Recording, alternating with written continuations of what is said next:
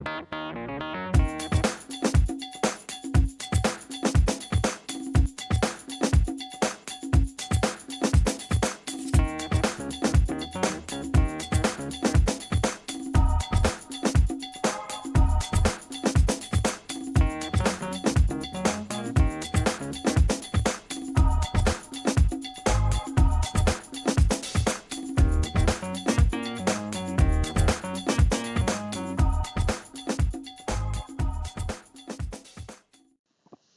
positivismo es una corriente filosófica del siglo XIX que surge en Francia, Inglaterra, Alemania e Italia. Es en Francia donde surge con mayor auge debido a las consecuencias que hubo de la Revolución y el cambio de las ideologías. Uno de los precursores principales es Auguste Comte. Él designaba como positivo a todo lo que estaba dado por la experiencia, es decir, todo lo real, lo que es observable o lo que se puede controlar. Él decía que todos los fenómenos deberían de ser explicados a través del método científico y que arroje datos cuantificables. Acepta y valida solo los aspectos cuantitativos, es decir, que solo requiere números o datos. El paradigma positivista, también llamado paradigma cuantitativo, empírico, analítico, racionalista, ha sido considerado modelo dominante en las ciencias sociales hasta tiempos recientes. El positivismo busca solo hechos y sus leyes. El objetivo de los positivistas es buscar los hechos o causas de los fenómenos sociales con independencia de los estados objetivos de los individuos. Su finalidad es la de explicar, predecir, controlar los fenómenos, verificar teorías, leyes para regular los fenómenos. En este paradigma, el investigador adopta una posición distante respecto del objeto que investiga. Reconoce únicamente como reales los objetos gobernados por leyes universalmente válidas. Solo lo demostrable científicamente es acorde con este paradigma, el cual rechaza lo sobrenatural.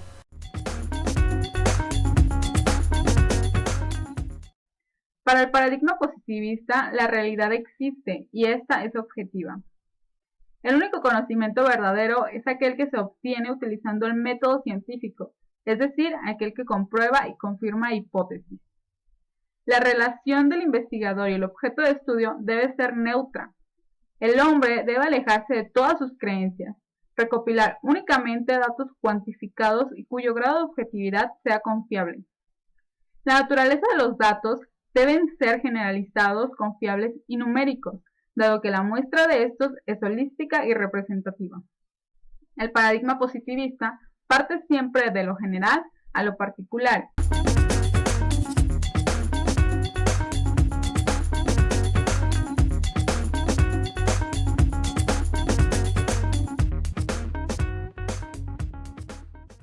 El psicoanálisis es un método creado por el médico y neurólogo austriaco Sigmund Freud, que sostiene como objetivo la investigación y el tratamiento de las enfermedades mentales. Se basa en el análisis de los conflictos sexuales inconscientes que se originan en la niñez. La doctrina psicoanalítica sostiene que los impulsos instintivos que son reprimidos por la conciencia permanecen en el inconsciente y que estos a su vez afectan al sujeto. Por último, el psicoanálisis ha detectado diversos mecanismos de defensa que consisten en procedimientos psicológicos no razonados destinados a minimizar las consecuencias de un acontecimiento que genere estrés.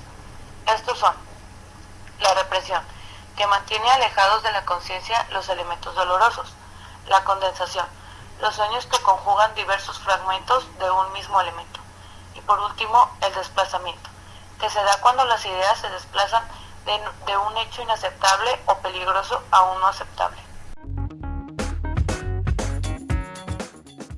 El conductismo es una de las teorías del aprendizaje que se ha mantenido durante más años y de mayor tradición, aunque no encaja totalmente en los nuevos paradigmas educativos, por ver el aprendizaje como algo mecánico, deshumano y reduccionista.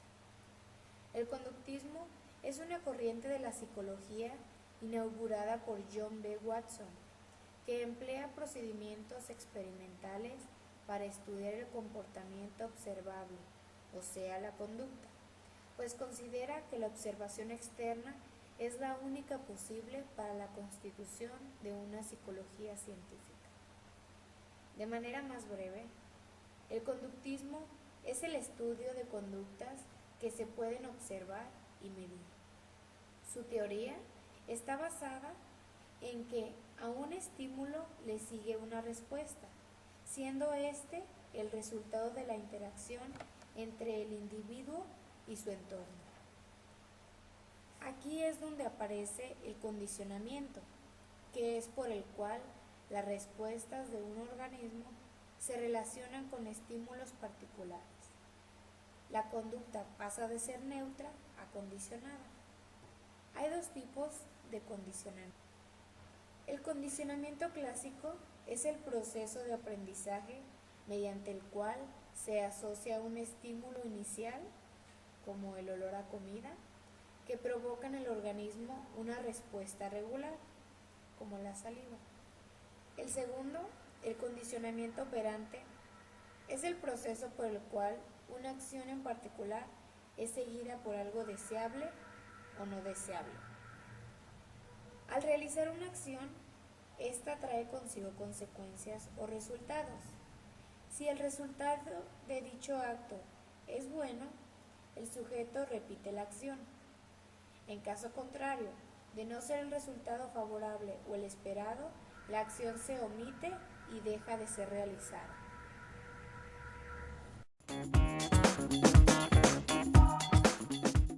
Auguste Comte, París, 1798-1857, fundador del positivismo.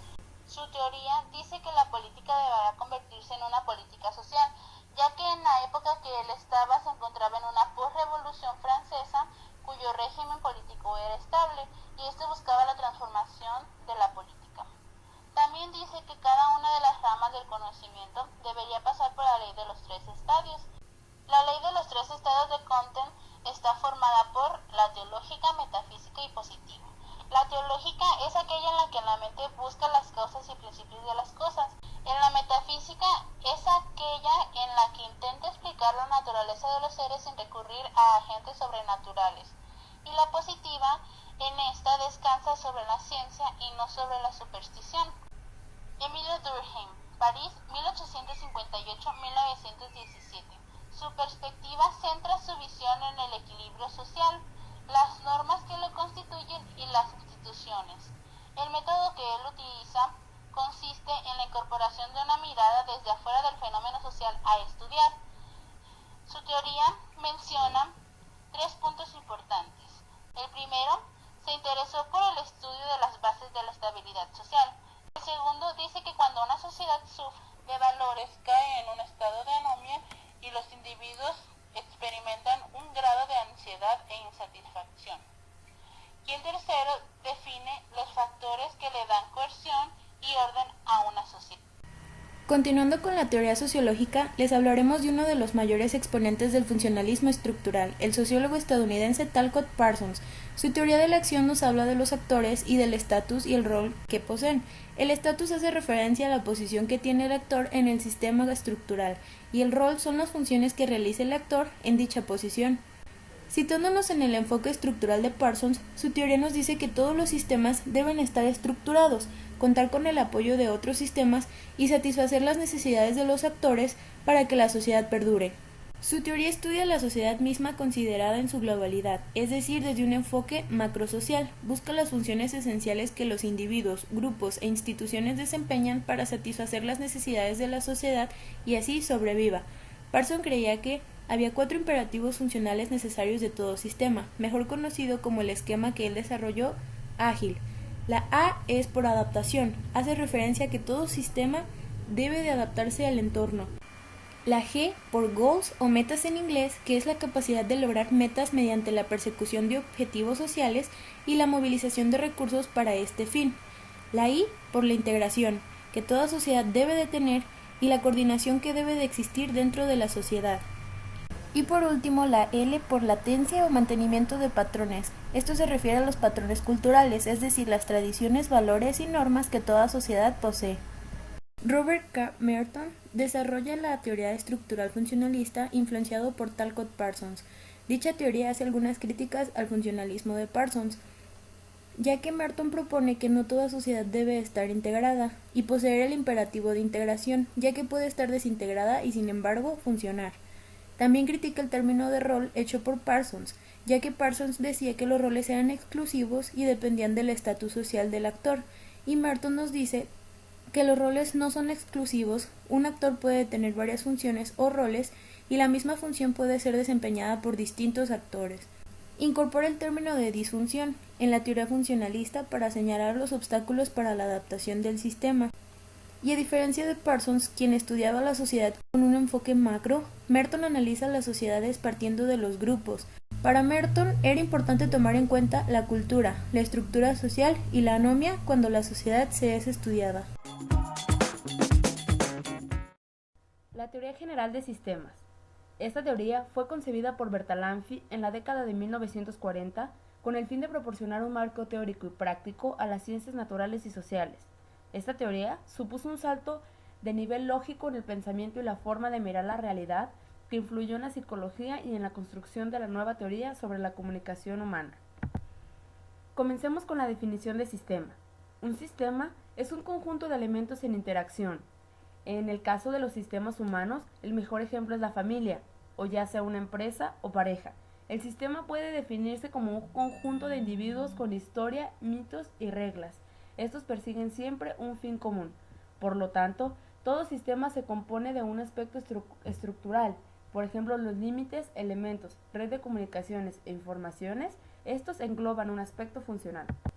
La teoría general de sistemas distingue 3 niveles de complejidad.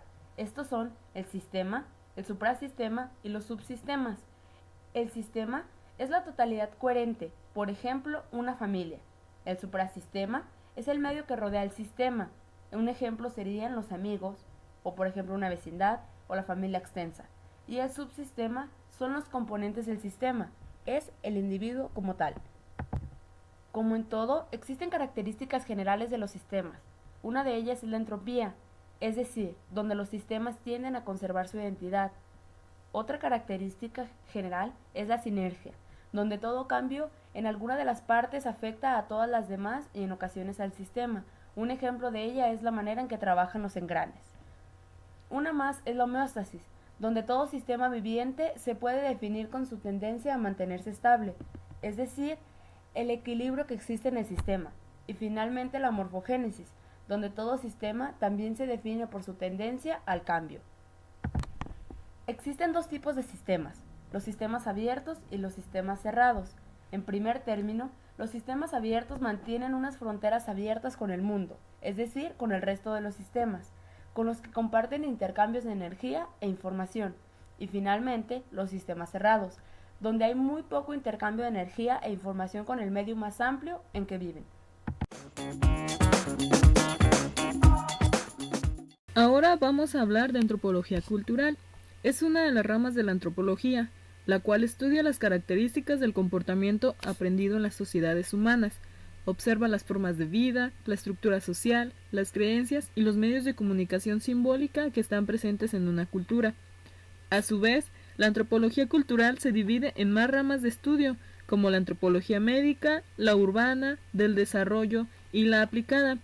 Esta última estudia y hace propuestas para solucionar problemas prácticos y evaluar resultados, es decir, nos ayuda a conocer las distintas sociedades humanas, los agrupamientos e instituciones sociales en los que se divide y podemos analizar los cambios estructurales, etc. A nosotras, como trabajadoras sociales, esto nos sirve para comprender las variables de la conducta y pensamiento de los usuarios, dependiendo de su cultura. Es muy importante que conozcamos científicamente al menos sus creencias, moral, arte, costumbres o hábitos, para así poder tratar e intervenir en caso, grupo y o comunidad. De lo contrario, nos encontraríamos trabajando en el vacío.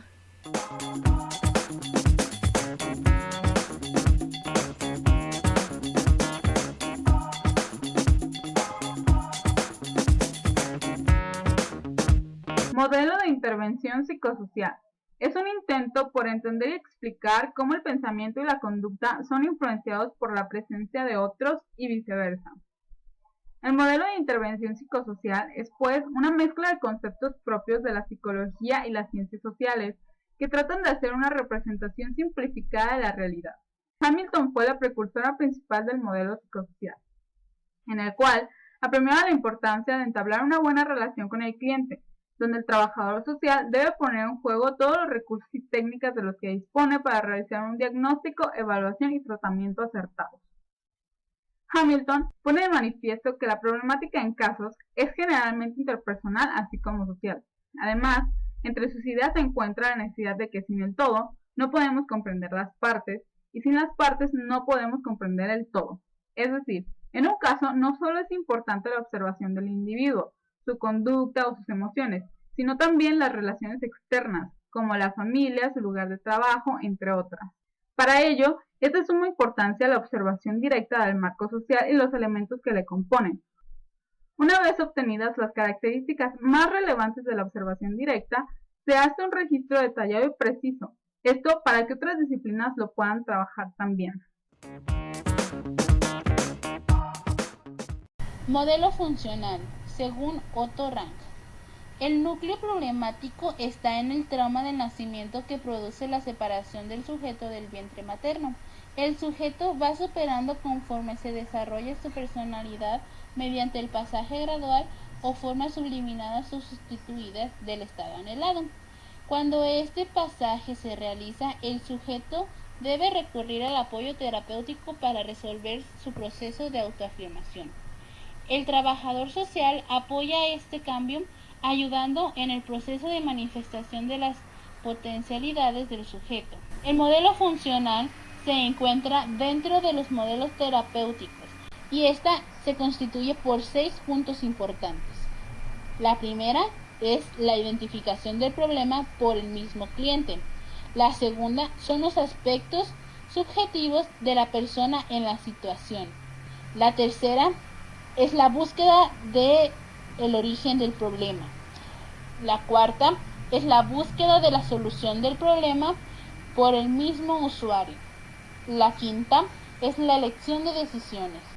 Y la sexta es la acción.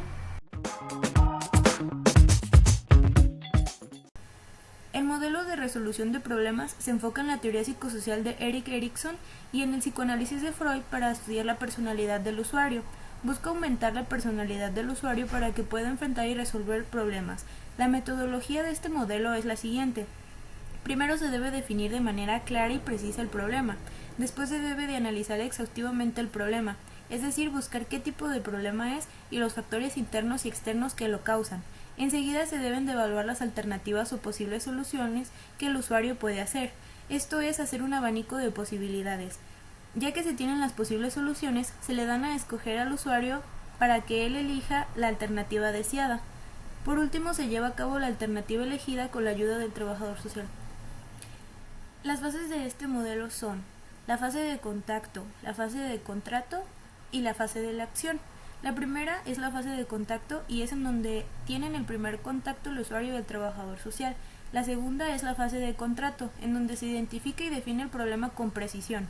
Y la tercera es la fase de acción, en donde se lleva a cabo la alternativa elegida por el usuario y se finaliza con una evaluación.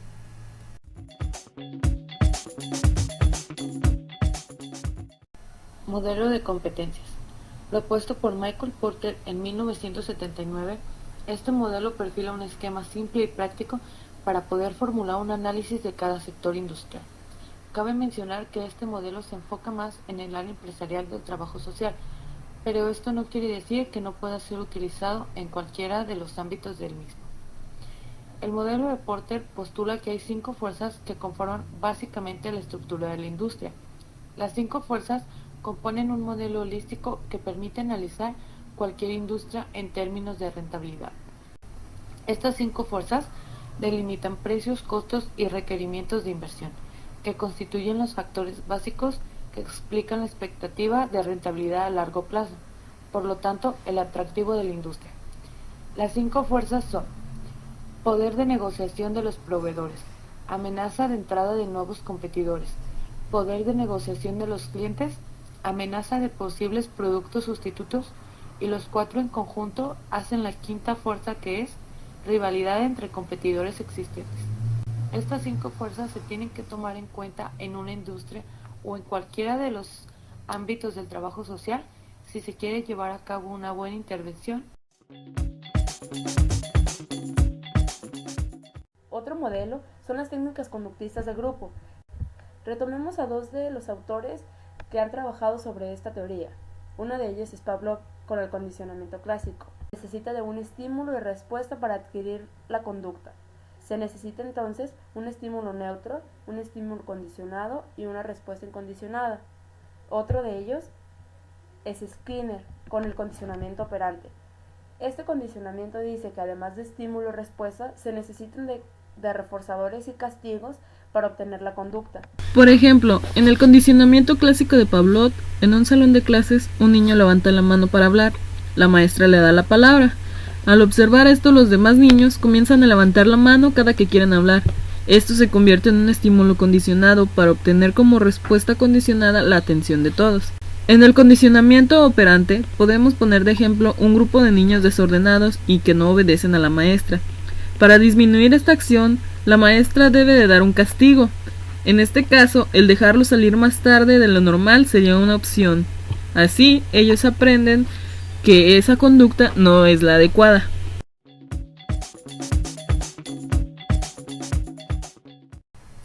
Modelo recíproco o de reciprocidad. Es un modelo de intervención en trabajo social para grupos. Este modelo nos sirve tanto para el individuo como para el grupo. El más conocido autor de este modelo es William Schwartz, y él define al grupo como un microcosmo que ilustra todos los elementos presentes en el macrocosmo, o sea, la sociedad. Nos dice que los seres humanos son dependientes de las interacciones con otros seres humanos. Cree que el individuo puede ser estudiado, comprendido y tratado solo en relación con los sistemas de los que forma parte. Los grupos no se ven afectados únicamente por el ambiente en donde se encuentran, sino que muchas veces lo que les afecta son los mismos integrantes del grupo. Por ello, este modelo nos plantea un grupo de ayuda mutua, en el cual interactúan todos los miembros del grupo, con el propósito de automejorarse, mejorar el funcionamiento social, cumplir las metas sociales y reducir o eliminar los problemas u obstáculos que se presentan en el grupo. La metodología utilizada para llevar a cabo este modelo consta de 4 etapas. La primera es la investigación diagnóstico, que trata de identificar las necesidades prioritarias del grupo y darle una solución, utilizando entrevistas, informes y elaborando un diagnóstico. La segunda etapa es la de programación, que se trata de estructurar una acción a través de un proyecto de intervención. La tercera es la de ejecución, en donde se especifica todo lo que se necesitará para ejecutar el proyecto y en donde se hacen cronogramas con las actividades y el tiempo que llevará dicho proyecto de intervención. Y la última es la de evaluación, en donde se mide la obtención de metas conseguidas o no con la intervención.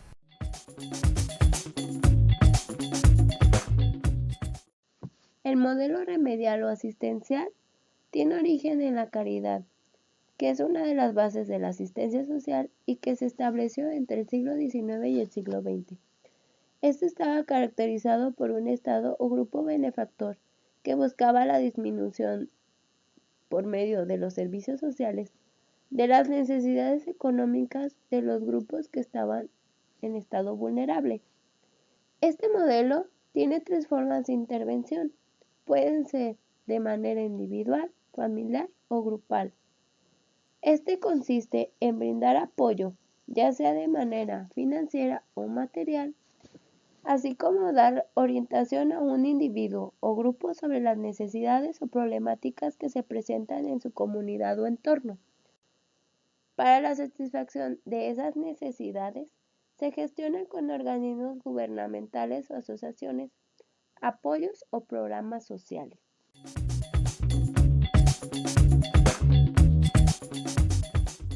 Modelo de acogimiento residencial, que es una medida de protección destinada a aquellos niños, niñas y adolescentes que no pueden permanecer en sus hogares por diversos factores, como la incapacidad de sus padres para guiarlos y educarlos de una manera óptima.